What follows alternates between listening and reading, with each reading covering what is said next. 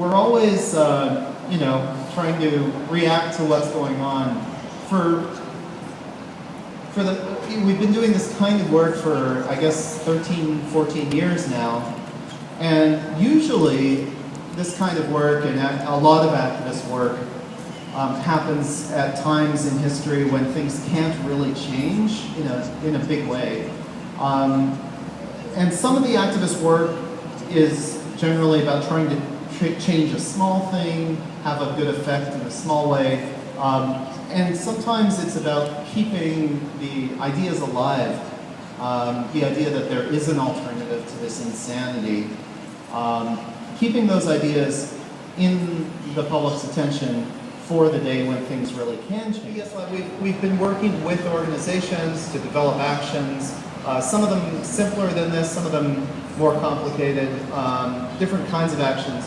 And here in Rio, 2 days, yesterday and the day before, we worked with several groups of activists here to brainstorm and figure out a couple of projects that I'm really excited about.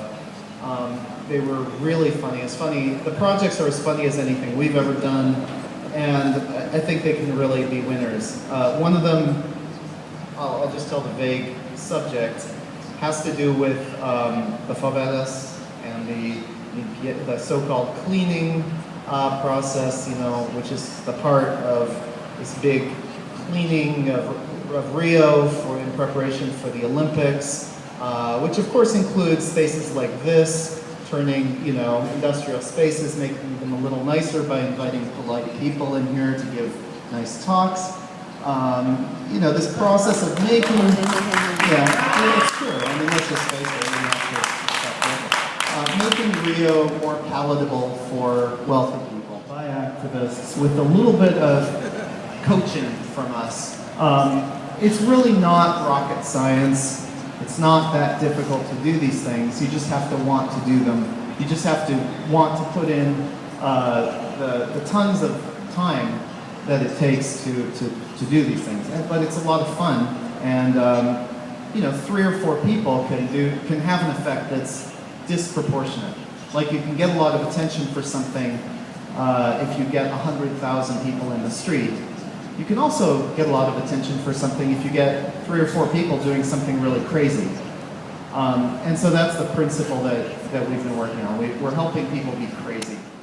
This was at the suggestion of an activist from Greenpeace. We set up a fake website for Dow Chemical Corporation, big chemical company, which had just bought a smaller chemical company which was going bankrupt, Union Carbide. They bought it in 2001. Union Carbide was responsible for the most murderous industrial disaster in history, the Bhopal catastrophe in 1984. An a poorly maintained plant in Bhopal, India, exploded, leaked, and killed 3,000 people at once, 20,000 people over the years. Never cleaned up, never compensated adequately, and the site is still toxic and children play in it. And when Dow Chemical bought Union Carbide, activists thought this is a great opportunity. We will pressure Dow to actually finally compensate the survivors. So we set up a fake website in the name of Dow, got a little bit of attention for it, and did a little action with it. It got some attention, not very much, but enough that search engines started noticing it. And 2 years later, on the 20th anniversary of the catastrophe in Bhopal, we received an email from the BBC, accidentally, to our website. They intended to invite somebody from Dow onto the BBC to speak about the catastrophe, and they got us instead. They're very funny. And it's also, people like funny, so it's a way of communicating things, getting messages across to large numbers of people that might not ordinarily listen to an activist message. They might listen because it's a really goofy message.